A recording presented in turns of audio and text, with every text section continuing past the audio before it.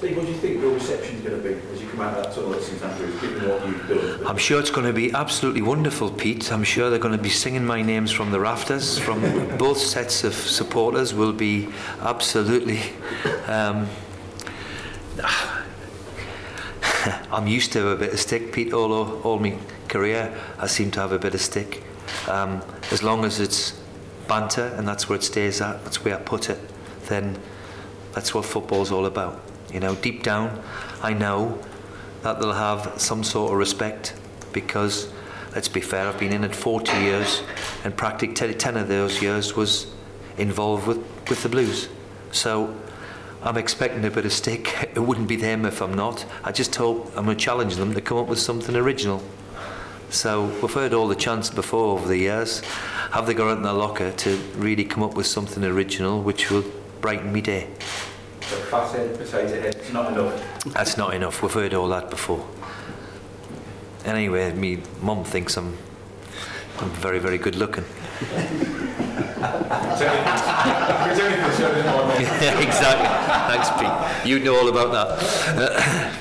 Can I take you back to that first Premier League derby, first Second City derby? Yeah. I was speaking to Jeff Horsfield not long back, and he said you came up, you pinned all of Melberg's comments, and yeah. as Jeff Horsfield said, he said they won that game in the tunnel on the way out.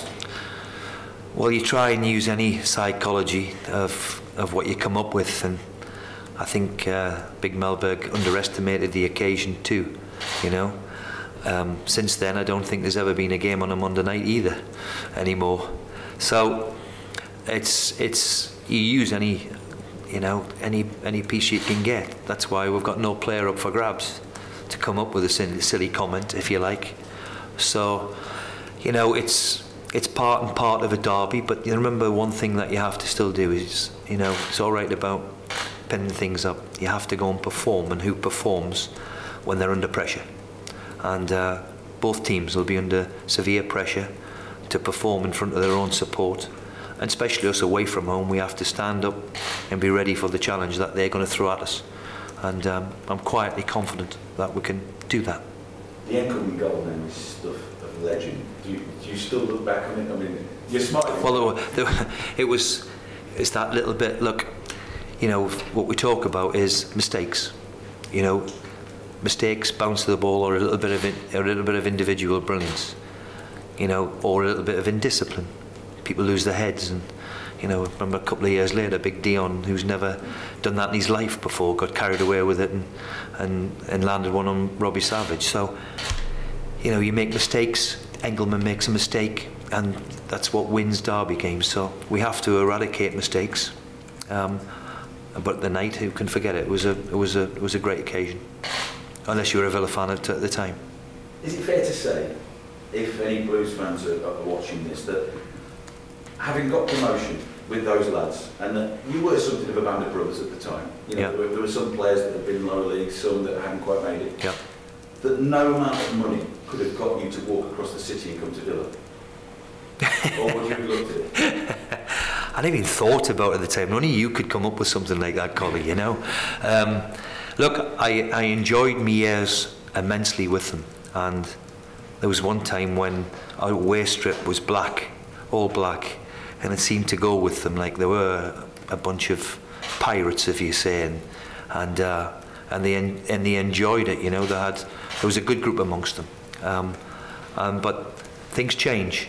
Things change and we move on, and it's a long, long time ago. As I've said many times, I hope I can repeat what we did there and get the club back into where it gets to.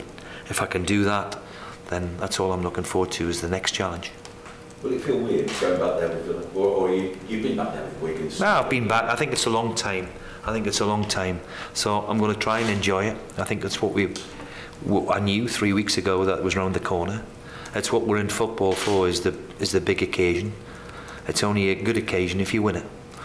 And I'll do my utmost to make sure that this time that we win this big derby. Words to the fans. I know you mentioned it, but we have seen some scenes over the last. Oh, we don't want to see it. Last night, we don't want to see it. We want to be remembered. You said at the start of the interview, am I going to get a bit of banter? Of course I am, and a bit of stick. as long as it's good-hearted banter, if that makes sense. What we don't want for our second city is a repeat of what we've just seen last night, because they're ugly scenes that we don't want to be seen in football matches again. So for all of the supporters who are going on both sides, yes, shout loud and make your feelings known, but remember to behave yourselves too, because that's vitally important for the image of both sets of clubs. You've got a man in your squad who has an incredible record in derbies. Hasn't kicked the ball so far this season. Gabriel Bonmore. He had a big smile on his face in training today. Could he be ready? Because he does play in these games, doesn't he? Well, it's something that I think of.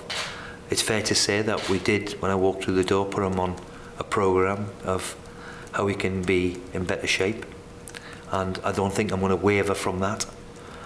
But you know, he came yesterday and wanted to travel with us, so that shows signs of improvement from him. And as I've said from day one, you know, he's a very, very good player who's played at the top level all his life and scored goals. So if we can get him tuned into what we want and get him in some sort of condition that he's ready for a game of football. He's only 10 days into the programme that we've given, so it might be a bit early for him, but certainly he'd be with us.